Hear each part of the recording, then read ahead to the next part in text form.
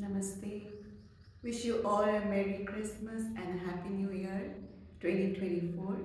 We will begin our book reading session, Guru Leela 1. Today we are on day 5 and we will continue from where we stopped last.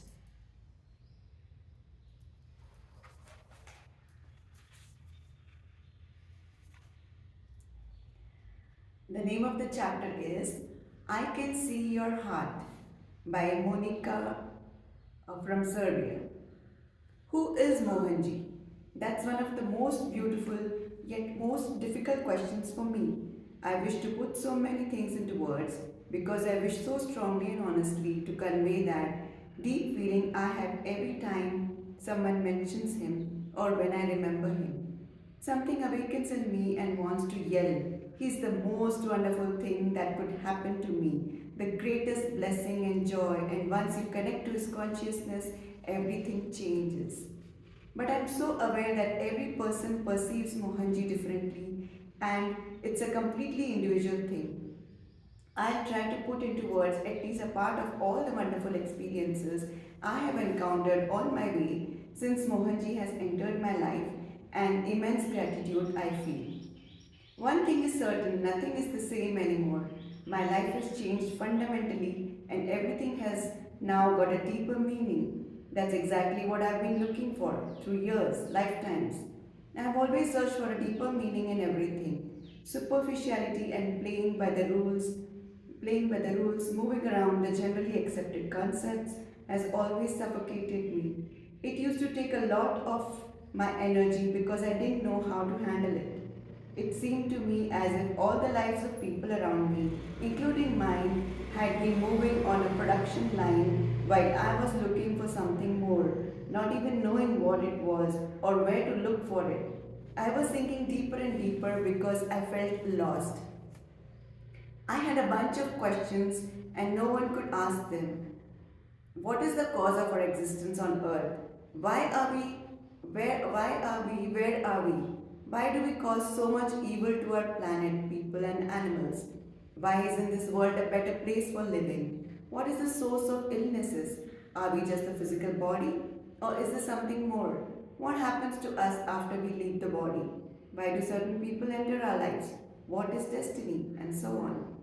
There were so many questions, and I used to find answers and directions in various books, the ones about bioenergy and healing, amongst others. I started meditating, discovered a new dimension, and sensed I was finally on the right track. My intuition was clearly guiding me. I have completely removed meat, which I never loved in the first place, from my diet. Everything happened spontaneously. My body told me what to do, and I did as it said. Soon I felt the same need to cut out all other animal products such as eggs and cow milk, and recently I don't even feel like drinking coffee, which I used to love so much. Everything started changing. Later I realized it wasn't a coincidence, and the more we rise in consciousness, such changes can be expected as normal. I opened my eyes and saw how much violence, suffering, and pain lies behind every animal that is killed. Does it really have to be like that?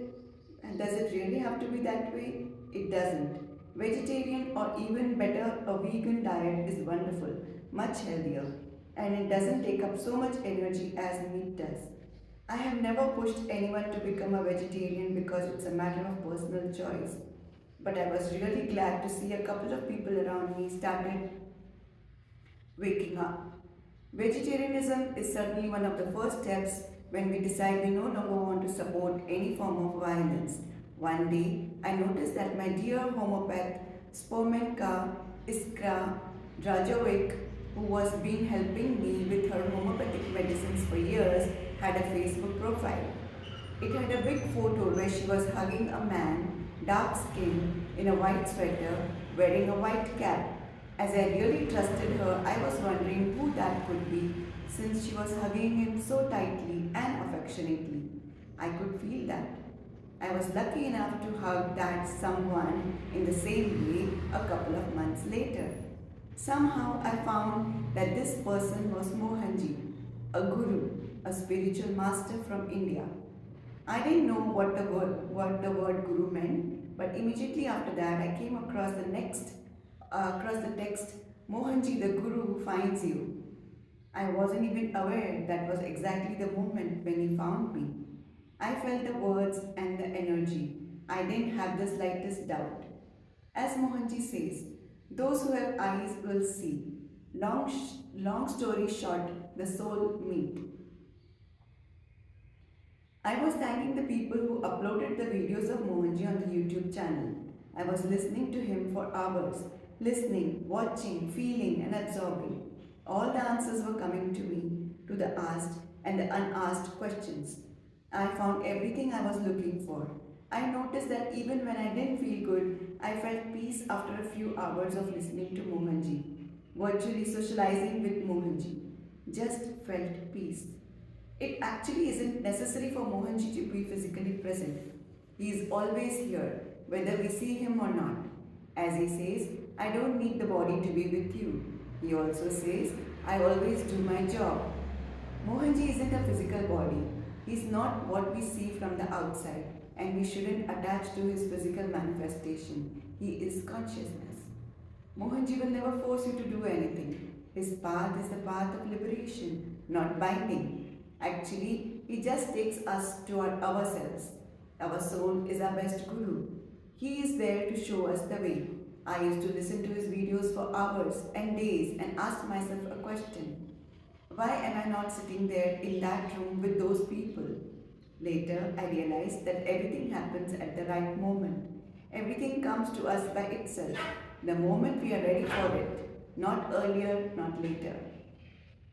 During one checkup with my homeopath, Spomenka, I mentioned how much I felt connected to Mohanji amidst tears. I got the book Power of Purity as a gift. Until then, I wasn't even aware that the book existed. It was definitely the most beautiful gift I could ever receive. The first thing I read in the back cover of the book was, those who are not meant to read this book won't get the opportunity to find it. Those who are superficial readers won't understand the book. Those who have been waiting for this message will take the hint and the next step. I immediately applied for 2 retreats with Mohanji, feeling blessed for the opportunity to meet him, listen to him, hug him, and sit in his aura. I was absolutely ready and open. It doesn't matter how long you have been connected to Mohanji, the important thing is how deep your connection with him is. I felt I needed to postpone all my other plans and that it won't be an ordinary encounter. And so it was. I listened to the internal call, which was clearly telling me that nothing was more important than that. The only thing I was waiting and dreaming about was tightly hugging Mohanji. That was the only thing in my head. I had communicated with him many times until then, but had never met him physically. My life was changing big time. The answers were coming from everywhere, through dreams, other people, books, texts. I knew he knows everything, so there was no need to talk much, not even to speak at all. I just wanted to hug him and thank him from the bottom of my soul. I understood his message and his mission, unconditional love, selfless service, changing the world by first changing ourselves and giving back to earth more than we are taking away from her. I started going for meditations. The group energy is much stronger and Shaktipat is given. Shaktipat is transfer of energy from higher levels of consciousness which removes all our blockages so the energy can flow exactly where it is needed and the more open we are, the more energy we get. Mohanji telepathically received all the meditations and that is really the most precious gift and invaluable gift. Today I'm trying to contribute by spreading awareness about him since they are really priceless. There was cleansing on all levels. After each meditation, I felt light, wonderful, unburdened. I felt the energy and I used to cry quite often. I knew that it was alright and that something bad was leaving me. I was just letting it go. I had faith that everything that was happening in me was good for me, even though it was unpleasant at times. I was going through those experiences. I started feeling Mohanji's presence and guidance at all times and in all places. I knew that was it, without a shred of doubt. I would recommend the meditation to everyone because it triggers great cleansing. Just as we take care of the body through physical hygiene, it is important to be clean on the inside as well. Clean from all negativities, accumulated negative emotions, anger, fury, sadness, etc. Very often we are not even aware of what we are carrying inside. It is necessary just to be open and have faith. Besides meditation, I was blessed to discover the beauty and the boon of yoga with the help of wonderful Devi Mohan. Besides physical benefits, it also helps us with the spiritual growth by cleansing the clogged meridians in our bodies and enabling the energy to flow freely. I was wondering in what way to thank Mohanji for everything. Are words even enough? I knew he could feel it. Later, I saw a woman who was thanking him, and he just said, I can see your heart. There is no need to speak. How can we thank Mohanji? He always says, I don't need anything from you. Give the earth more than you take from her. This implies selfless service and giving, charity work. Before I used to think that charity work required a lot of time and money. Actually, it doesn't. It requires each of us to do as much as we can from our hearts. Our little effort may mean everything to someone. It doesn't matter whether we feed, warm up, or adopt a stray animal, help a poor man in our neighborhood, or help the hungry and the sick. The world is crying for help, and it is up to us to do as much as we can. And by changing ourselves, we are changing the people in the world around us. When I first saw him, I had the feeling he's the walking representation of love. I have never seen that much love and gleam in someone's eyes. I was overwhelmed by a wonderful sensation of warmth, peace, and love. I had a feeling I was in heaven while the sun was shining, surrounded by all those lovely people, greenery, flowers, and singing birds. I would hug him whenever I had the opportunity. It's interesting that I really didn't like hugging until then, but I could hug him all the time. After that, I spontaneously started hugging all the people around me and felt deep connection and honesty among people who were in the retreat. We were like a family. Everything was warm and sincere, full of love. I will never forget it. I had the opportunity to utter, Thank you for everything. For the first time, he answered, You deserved it. I'm always with you, always. And he added, Don't worry, I protect you. His protection and guidance exceed the boundaries of our mind. He really is always here. I felt I really don't have to worry anymore. All experiences I encountered on my path and which I'm yet to encounter, whether good or bad, are there for me to learn something from them, to learn a lesson and move on. As Mohanji says, fog is a problem for the one who is driving the car. The one who is in the back seat doesn't have to worry. He or she can sleep. Because of that, whenever I find myself in the fog, I remember I'm not the one who is driving. There are many examples which confirm that to me, though I wasn't asking for any proof or confirmations. All you need is faith and surrender. Every satsang, every retreat was a wonderful experience. It was another confirmation that I am on the right track. Once again, I thank the masters and the intuition which is guiding me. During the retreat, I was not only able to dive deeper into myself and to shake hands with myself for the first time, to hug myself for the first time, but to silence my mind and cleanse all the dirt which polluted my inner space and prevented me from blossoming in love. Facing all the negativities wasn't easy. In my case, a few weeks, months after the retreat, I was going through great and deep cleansing. The various negativities and concepts I was fighting against started coming to the surface. I was a bit confused because I didn't know if what was happening to me was okay. Of course, I had the support of the people who have gone through what I was experiencing, and I realized it was normal. Cleansing isn't always easy and painless. I was sure that everything that was good on inside me actually represents only what's good for me. That all which was bad and ugly was leaving. I didn't have the slightest doubt for one moment. I felt like a volcano which had started erupting lava, full of ash and dust. I found the greatest help in meditations, mantras, consciousness kriya, and support of my beloved people. It's really wonderful being in Mohanji's physical presence and absorbing his words. Those are not ordinary words, they are directions which lead us towards gratitude, forgiveness, love towards ourselves.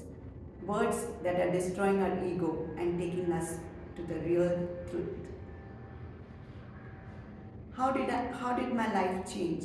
There are many things which are invisible and intangible. I wasn't even aware of many things I was holding in my system because we dragged so much concepts and blockages from past lives. Still, so much has changed and it's reflected in my everyday life. In the first place, I learned to love myself. What does it even mean to love your own self? I didn't know how to explain it. I thought it meant being egoistic, and being egoistic for me actually meant being bad or making a mistake. Before Mohanji told me, you didn't love yourself. I kept wondering why there had been so little love in my life. Actually, it was always there. I was just too close towards it. How can I ask for love if I'm not giving it to others? How can I give it to others if I can't give it to myself? That's why it's so important to love and accept oneself. We are the ones who chose this body, place of birth, and family. We chose it all ourselves. Many new, dear, wonderful people entered my life. Nothing happens by accident. As we change, a circle of friends also changes. Some stay, some leave. I accept it as it is. My days are filled with love. I enjoy sharing it with others, whether through conversations, texts, meditations, or charity actions. It doesn't matter. The more love we give, the more love we get. It is really like that. I discovered splendid joy in making someone's life at least a bit better. In the same way, I'm learning to forgive and to be less judgmental towards people. We are all different. We all chose our birth. We all have different karma and we need to accept others as they are. Life keeps putting me into situations which gives me lessons. And if we start seeing the events in our life as lessons, not as tragedies, and if we can start observing ourselves while we are thinking, feeling, reacting in each situation, we are on the right track. I respond differently to situations now. Whatever comes to me, I accept it with great calmness and faith that everything happens for the right reason and at the right time. I know I'm protected and I have guidance at every moment. As if all the things that happened to me hadn't been enough, I got the most beautiful present for my 30th birthday. I had the blessing of my Guru personally wishing me a happy birthday and of stealing one more hug from him. While I'm writing this, Mohanji is with me and with you. Even though I myself had the need to open my heart and play with words, don't worry, he can see your heart. There's no need to speak. Always keep growing in love and consciousness. Jai Brahma Rishi Mohanji.